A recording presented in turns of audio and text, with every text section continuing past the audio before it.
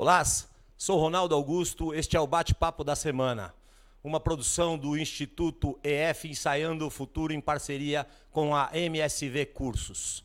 Hoje trataremos do assunto Profissional de Educação Física e o Sistema CONFEF-CREF. Está aqui conosco o professor Vladimir Fernandes. O professor Vladimir Fernandes tem uma longa trajetória na educação e na educação física. Atuou como professor na educação básica, ensino fundamental, médio, passando pelo ensino superior e também na pós-graduação. O professor Vladimir foi diretor de um curso de educação física e também foi um dos fundadores de um curso de pós-graduação, ou do primeiro curso de pós-graduação aqui na Zona Leste, se não me falha a memória, na Unicastelo. É isso, professor? Isso mesmo. Mais um pequeno detalhe, gente, não terminou. O professor Vladimir é um dos membros fundadores do CREF aqui em São Paulo. Seja muito bem-vindo, professor. É um prazer tê-lo aqui. Muito obrigado. É um prazer atender o convite do Ronaldo e do Francisco, dois professores amigos de muitos anos. Tivemos a oportunidade de trabalhar em algumas instituições. Recebi o convite, fiquei honrado em poder participar dessa nova atividade que vocês estão desenvolvendo. Espero poder contribuir de alguma forma com os seus alunos e com as pessoas que estiverem nos assistindo hoje. A honra é toda nossa em tê-lo aqui. Professor, eu vou começar pedindo que você faça um recorte na história da educação física no Brasil. Tá certo? Falando ou a partir dos primeiros movimentos que surgiram na educação física e que deram a origem ao sistema CONFEF-CREF.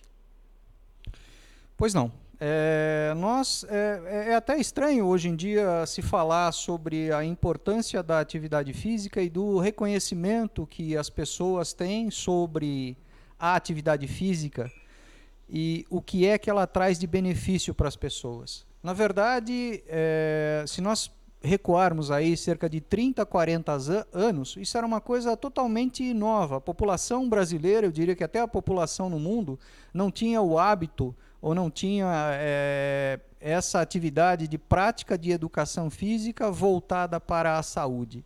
Na verdade, nos anos 70, no final dos anos 70, se inicia um movimento nos Estados Unidos e na Europa, onde as pessoas começam a se preocupar com atividade física e relacionando a atividade física com qualidade de vida. A partir daí, houve um crescimento nessa área. O pessoal mais antigo deve se lembrar que se falava muito, eu vou fazer um Cooper, que nada mais era do que se correr um pouquinho, né? E o método Cooper era um método de avaliação que foi inventado pelo Dr. Cooper, um americano, que era direcionado na época para ex-militares do exército americano. E se tornou tradicional nos anos 70, nos anos 80, as pessoas começarem a correr pela cidade. A partir daí, começou a se perceber que quem praticava, quem fazia algum tipo de atividade física com uma certa regularidade, conseguia uma qualidade de vida melhor.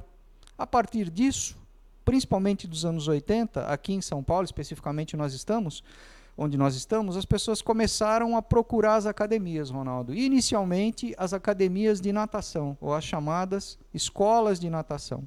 E aí, basicamente, começa a minha história com a educação física. Eu me formei em 1979, e em 1981 eu dava aula de natação numa academia e algum tempo depois eu me tornei proprietário de uma academia e aí começou a minha história com a atividade física em si. Mas podemos falar que realmente todo o interesse da população em ter atividade física relacionada com qualidade de vida, em São Paulo se iniciou no final dos anos 70, início dos anos 80, e aí nos anos 90 houve uma grande explosão, muitas academias surgiram, outras práticas começaram, primeiro ginástica, depois musculação, depois a ginástica musicada, a tal da ginástica aeróbica, e até chegarmos nos dias de hoje com todas essas variedades de atividades que nós temos. Então quer dizer que em função do desenvolvimento da prática da atividade física regular, vamos dizer assim, é que começa a fomentar a necessidade de ter uma organização do profissional. A partir daí, é uma demanda de mercado. Pois é, quando eu fui fazer faculdade de Educação Física, as pessoas que procuravam o curso de Educação Física, na verdade, eram para dar aula em colégio, era para dar aula em escola. Praticamente não existia esse mercado de trabalho que se tem hoje, das academias, e clubes, e personal training, enfim. Então você fazia o curso de Educação Física, era um curso de licenciatura de 3 anos, e você ia dar aula em escola. A partir do momento que começou a haver uma procura do mercado, da população, por profissionais de educação física, empresários descobriram que era um nicho de mercado, poderia se ganhar dinheiro com essa atividade sendo oferecida para a população, e as academias começaram a surgir. Mas aí surgiu um problema. Eu fiz uma pesquisa há pouco tempo atrás e constatei a seguinte informação. No final de 1979, 1980, nós tínhamos 12 escolas de educação física no estado de São Paulo. 12, há 40 anos atrás. Hoje nós temos 179. Nós tivemos um crescimento absurdo do número de escolas de educação física, que seguramente não tem relação nenhuma com o número de aumento populacional. Na verdade, a relação está na demanda que o mercado tinha com relação aos profissionais de educação física. A partir do momento que as academias começaram a surgir em todos os bairros, inicialmente nos bairros da Zona Sul, naturalmente Zona Oeste, depois Zona Leste, mais para o fundo de São Paulo, mesmo os bairros mais periféricos hoje em dia, nós temos as academias que cobram um valor condizente com a região. Começou a haver a necessidade de mais profissionais de educação física. Os cursos que já existiam, as instituições de ensino que já existiam, começaram a criar cursos de educação física para atender essa demanda de mercado. O mercado precisava de profissional de educação física e não se tinha. Então, as faculdades de educação física começaram a surgir e começou a se formar uma quantidade maior de profissionais de educação física. É muito comum hoje em dia as pessoas reclamarem que se ganha pouco, que o profissional de educação física ganha pouco. Isso tem uma relação direta com a quantia de pessoas que você tem formada. Em qualquer atividade do ser humano, se você tem muita gente oferecendo aquele serviço, naturalmente o valor do salário acaba diminuindo. Isso é a lei da oferta e da procura. Infelizmente, é assim que funciona. Tá certo. Agora, Vladimir, vamos conversar um pouquinho sobre a importância e o significado do Conselho Regional de Educação Física, né, desse sistema CONFEF-CREF, no desenvolvimento do trabalhador, daquele que realiza a profissão. Olha só, voltando nesse recorte histórico como foi colocado pelo Ronaldo, uma vez que nos anos 80 existiam muitas academias em São Paulo e nós não tínhamos profissionais de educação física suficientes para atender essa demanda de mercado, pessoas leigas começaram a dar aula de tudo, de futebol, de tênis, de ginástica, de musculação, de natação e assim por diante. Porque não existiam profissionais suficientes, então era muito comum as academias pegarem, por exemplo, uma pessoa que sabia nadar bem, que tinha uma aptidão ali para natação, ensinar uma técnica pedagógica de como ensinar alguém a nadar e colocar essa pessoa para dar aula. E não existia nenhuma lei que impedisse isso na época. Do mesmo jeito que hoje, qualquer pessoa pode abrir uma escola de pintura, por exemplo, na sua casa e começar a dar aula de pintura, naquela época qualquer pessoa poderia abrir uma academia e começar a dar atividade física, não importa qual, né? A partir disso, começaram a acontecer alguns acidentes, né? Muitas pessoas que não estavam devidamente preparadas para atuar na profissão começaram a trabalhar. A informação que era passada boca a boca não era suficiente para se oferecer um serviço de qualidade. A partir daí, as APEFs, que são, aqui em São Paulo, nós temos, né, uma associação dos profissionais de educação física, que era muito atuante nessa época, nos anos 80, nós tínhamos o saudoso professor Hudson Ventura, que era o presidente da APEF naquela época. Começou-se um movimento sobre a possibilidade de regulamentar a profissão. Uma profissão regulamentada significa que, para você exercê-la, é necessário que você faça um curso superior. E que você esteja, a partir desse curso superior, também submetido à inscrição a um conselho profissional. Os conselhos profissionais, um dos primeiros que nós temos aqui no Brasil, é a OAB, né, que seria a Ordem dos Advogados do Brasil, depois veio o Conselho Regional de Medicina, depois veio o Conselho Regional de Engenharia, e assim por diante, né, que são conselhos mais antigos. A OAB, salvo engano, ela foi fundada nos anos 30.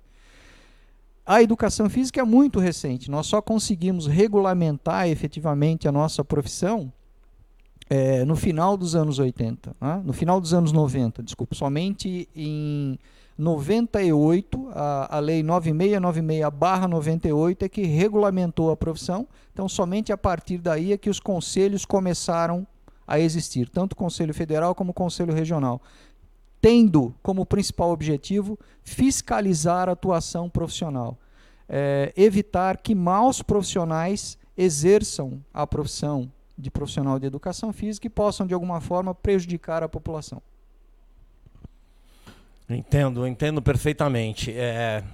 De alguma forma, uma coisa ajuda a outra no seu desenvolvimento, não é? Porque fico pensando aqui, quando naquele momento se contratou pessoas que entendiam de natação para exercer a função, de alguma forma estavam contribuindo para a formação desses indivíduos, não é? Para o desenvolvimento deles, tá certo? Depois, com o aumento disso, houve a necessidade da regulamentação. A regulamentação também, por outro lado, exige o desenvolvimento dos indivíduos, não é? No fundo, penso que todo este movimento contribui para o desenvolvimento, para a qualificação, para a capacitação do profissional de educação física. Sem dúvida nenhuma. Se você pegar a origem, a história de cada uma das profissões, elas começaram com as pessoas leigas que entendiam um pouco mais sobre aquele assunto atuando. Então, no início da história do homem, você tinha lá o curandeiro que sabia fazer algumas práticas, digamos assim, e ajudava as pessoas. Com o passar dos anos, essas técnicas, digamos assim, de cura foram passadas boca a boca, até que se formalizou, até que se criou um curso, até que se criou uma universidade. As profissões, de uma certa forma, continuam do mesmo jeito. Até alguns anos atrás, existia na área do direito uma situação, uma pessoa que eles chamavam de rábula, que era aquele profissional que entendia muito de direito, muitas vezes tanto quanto um advogado, mas que não tinha formação acadêmica. A partir do momento da formalização do curso e da profissão, legalmente, para as pessoas poderem exercer, não é, aquela profissão, necessariamente elas têm que fazer um curso superior e aqui no Brasil estar inscritas num conselho. Existe um engano de algumas pessoas que dizem, por exemplo, né, fazem uma comparação com o Brasil e os Estados Unidos. Nos Estados Unidos não existem conselhos profissionais. É verdade, mas lá existem as associações. Por exemplo, ninguém consegue dar uma aula de golfe nos Estados Unidos se não tiver vinculado à Associação dos Golfistas Profissionais, que antes de preparar o golfista profissional para dar aula, ele tem que se submeter a um curso de especialização dentro da associação. Então, na verdade, a associação cumpre o papel do conselho, também obrigando aquela pessoa que quer dar aula a ter um curso de especialização para poder não prejudicar a população. Os conselhos regionais, eles são braços da justiça, do judiciário, para fiscalizar a atuação profissional. Esse é o grande papel de todos os conselhos, não só do CREF, mas dos conselhos profissionais de uma forma geral. A associação, no caso dos Estados Unidos, regulamenta e também credencia, é isso, para o trabalho? Exatamente. A Associação dos Golfistas Profissionais nos Estados Unidos, ela, para você poder entrar em um campo de golfe e dar aula, você tem que estar inscrito nela, e para você estar inscrito nela como professor, você tem que submeter aos cursos que são oferecidos por eles. Agora, Vlad, você trouxe aqui a universidade na nossa conversa. Bastante interessante a sua colocação, porque já de alguma forma me permite tratar desse assunto. Qual é a relação que a universidade, o ambiente, o espaço privilegiado para formar o profissional de educação física tem com o conselho? De que maneira essa relação contribui para o desenvolvimento do currículo ou para o desenvolvimento e o aprimoramento da regulamentação, das leis, ou qualquer coisa que o valha. Bom, Ronaldo, especificamente em São Paulo, nós temos um fato muito interessante. Eu fui participar de uma primeira reunião para falar sobre regulamentação de profissão, numa reunião que ocorreu na FMU. Na época eu dava aula em 2 instituições aqui em São Paulo, e um grupo de diretores de faculdade de educação física se reuniam para discutir a regulamentação. Essas reuniões eram meio que organizadas pelo professor Flávio Delmanto, que era, na época, o diretor da Escola de Educação Física da FMU, e eu fui como representante de uma outra instituição, representando a diretora nessa reunião. Então, desde a criação do Conselho Regional de Educação Física, as universidades participavam diretamente, várias universidades do Estado. O convite era feito para todas as universidades, naturalmente, e nós tínhamos lá 30, 40 diretores de faculdades de educação física do estado de São Paulo participando dessa discussão da regulamentação da profissão. Então, as universidades estiveram sempre muito próximas do conselho. É muito comum que se tenham coordenadores e diretores de curso como conselheiros. Nós temos o prazer, por exemplo, esse ano, se tornou conselheiro, é o primeiro mandato dele, o professor Miguel Arruda, que até maio do ano passado era o coordenador do curso de Educação Física da Unicamp, professor, doutor, né, pela Unicamp, uma pessoa notável na área da Educação Física. Tivemos assim, várias pessoas ligadas aos cursos de Educação Física no Conselho. A grande questão é que não basta só você ser diretor ou ser coordenador de um curso de educação física para mudar a política, porque quando você fala em política educacional, a figura do MEC é fundamental, é determinante nisso. E o MEC, pelo menos nos primeiros 10 anos, nunca deu muita bola para os conselhos. Na verdade, a situação era sempre ao contrário, né? O professor Jorge Stenhilber, que é o presidente do Conselho Federal de Educação Física, sempre foi quem tentou aproximar o MEC do CREF para tentar até entender essas transformações que os cursos de Educação Física sofreram ao longo desses anos, né? Nós já tivemos curso de Educação Física de 3 e 4 anos, depois de 4 e 4 anos, depois voltou para 3 e 4 anos, e agora vai mudar novamente para 4 e 4 anos. Então parece que o pessoal do MEC também não entra num acordo com relação a isso. E o CREF, é muito comum o CREF ser cobrado, né, desse tipo de separação que ocorreu na educação física entre licenciatura e bacharelado. Na verdade, quem determinou isso foi o MEC, não foi o CONFEF nem o CREF, né?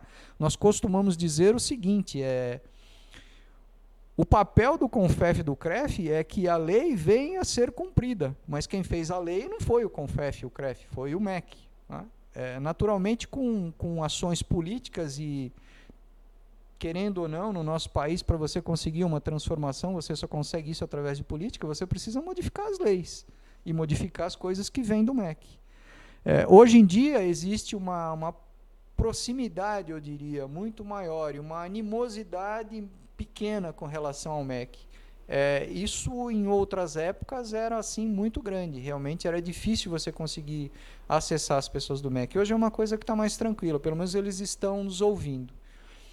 Infelizmente, existe uma nova tendência, eu compreendo que ela é necessária em algumas partes do país, mas eu não consigo entender curso de educação física à distância.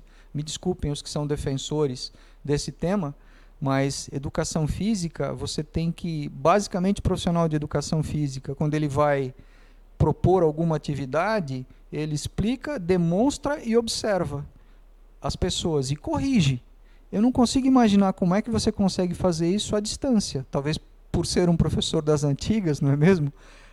Mas é uma modificação que, a meu modo de ver, vai diminuir o curso de educação física.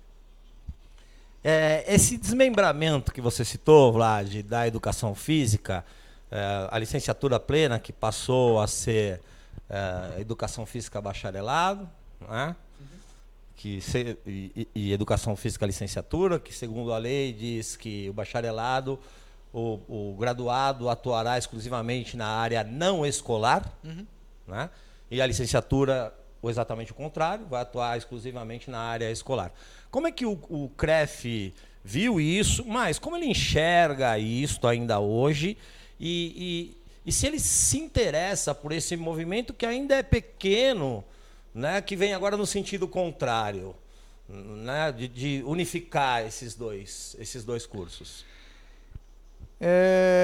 Correndo o risco de tomar uma bronca posteriormente, eu particularmente sou favorável a um curso unificado, por vários fatores. Primeiramente porque minha formação foi num curso unificado, depois por ter ministrado aula durante muitos anos em cursos onde havia inicialmente um curso unificado e posteriormente o curso separado de licenciatura e bacharelado. Sinceramente, eu não acho que isso trouxe benefício nenhum para a educação física ao longo dos meus anos, na observação que eu tive.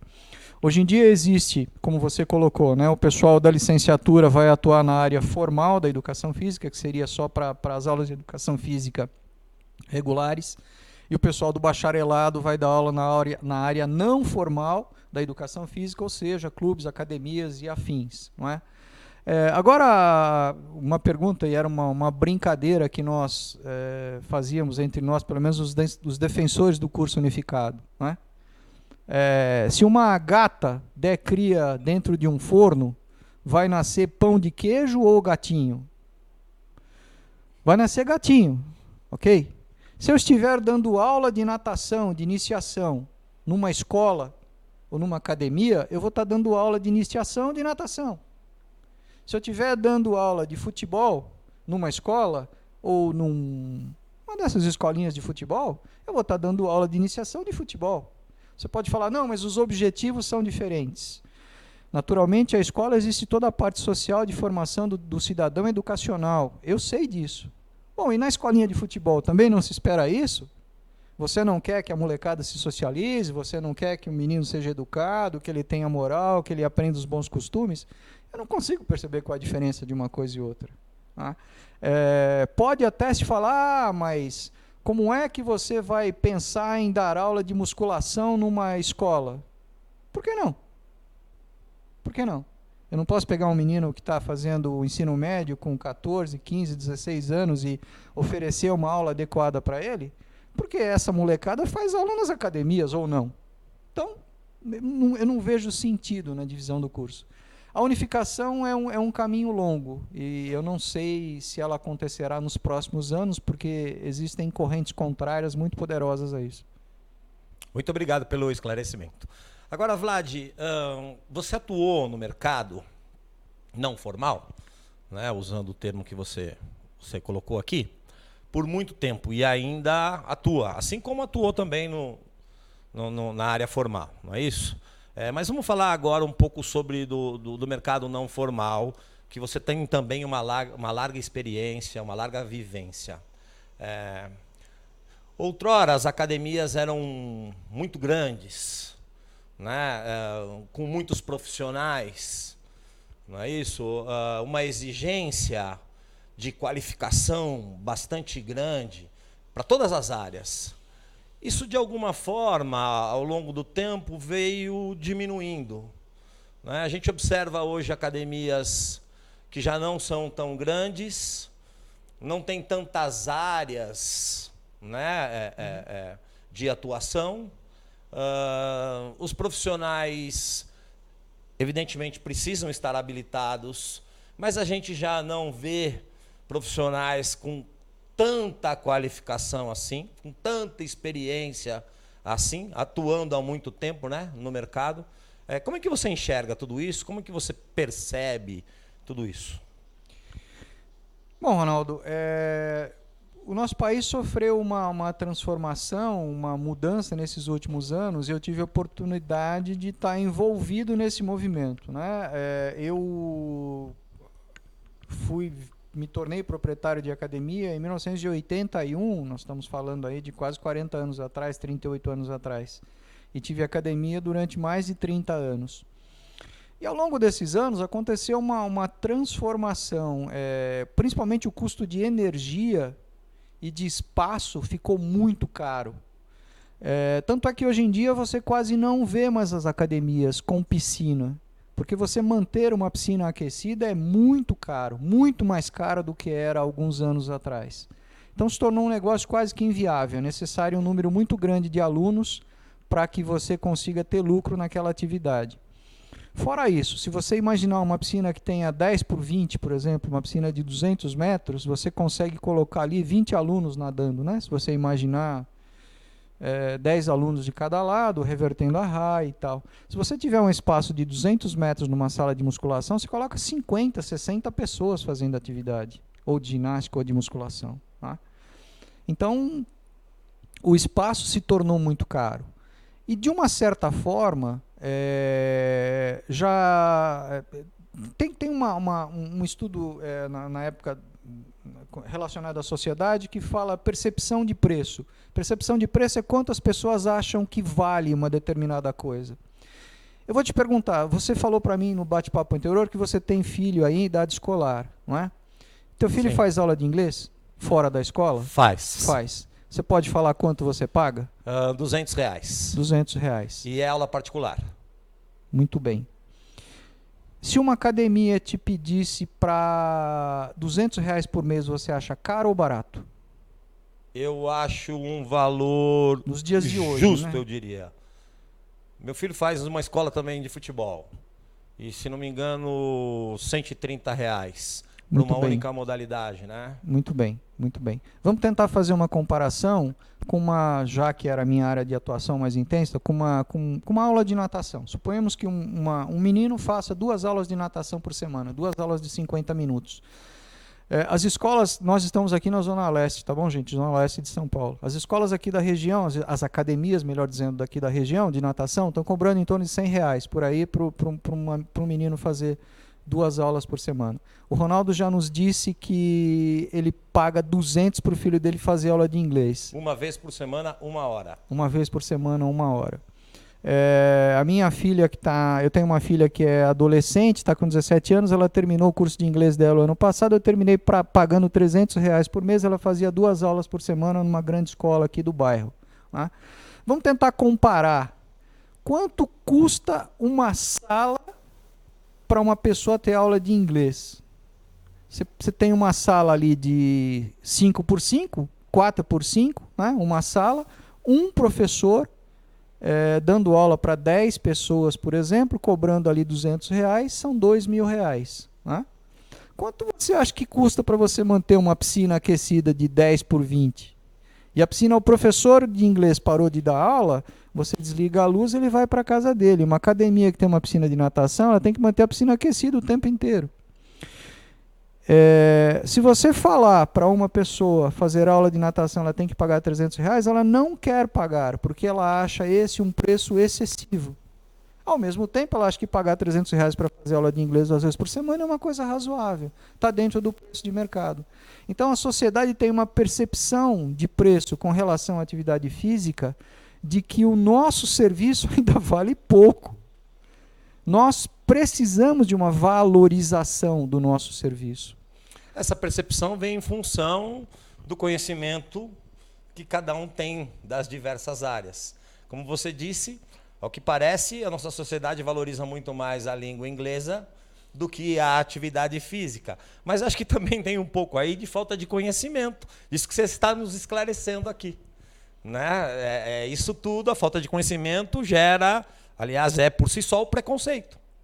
Né? O preconhecer. É muito comum, né, o profissional de educação física, já que nós estamos falando um pouco do mercado, né, do pessoal reclamar que se ganha pouco. Então, esses 2 fatores me parecem serem fundamentais para que o salário do profissional de educação física continue baixo. Nós temos uma situação onde existem muitos profissionais.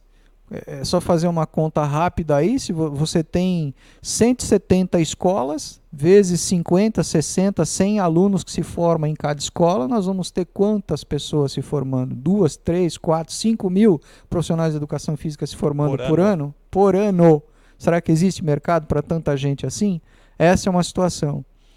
Então, se tem muita gente se oferecendo para trabalhar, algumas pessoas precisam mais do que outras e concordam trabalhar por um valor menor.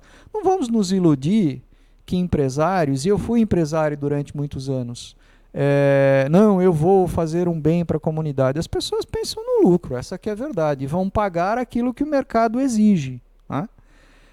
E também existe esse problema. Nós temos hoje uma percepção de preço da população em geral de que tem que se pagar pouquinho para fazer atividade física. É muito comum hoje, existem várias redes onde você pode pagar 70 ou 80 reais e fazer atividade física praticamente todos os dias. Né? Isso traz consequências. Então você tem uma quantidade menor de profissionais ali participando, né, da atividade, esses profissionais não vão ganhar um salário tão bom, muito provavelmente essa atividade física não vai ter a qualidade que ela deveria ter, porque não vai ser possível o profissional estar acompanhando ali 20, 30, rotativo, 40. Né? É extremamente rotativo. 5, 6 meses, um ano, já está saindo, já estão trocando. Pois é. Então, ao invés de uma prática saudável, nós estamos vivendo um momento de modismo. Né? As pessoas vão na academia, talvez mais pelo aspecto social do que realmente pela prática da atividade física como um fim. De alguma forma, mais uma vez, temos aí o pré-conhecer. Professor mestre Vladimir Fernandes, foi um prazer realmente tê-lo aqui. Eu digo isso com muita sinceridade. Eu tive a oportunidade de ser seu colega, né? Eu iniciei na universidade, você já tinha uma caminhada enorme, né? Pude conviver com você durante um tempo. Te reencontrei e digo aqui com maior tranquilidade, você ainda há pouco estava ali me orientando sobre outras questões, me ensinando de uma forma ou outra, e realmente foi um prazer tê-lo aqui. Muitíssimo obrigado. Eu aqui agradeço. Eu gostaria de deixar uma mensagem final de um fato que ocorreu comigo alguns anos atrás. Eu fui convidado a representar a Faculdade de Educação Física num simpósio onde nós tínhamos um professor de cada área da universidade. Então tinha lá uma pessoa da farmácia, outro da fisioterapia, outro da odonto, e eu fui representando a educação física.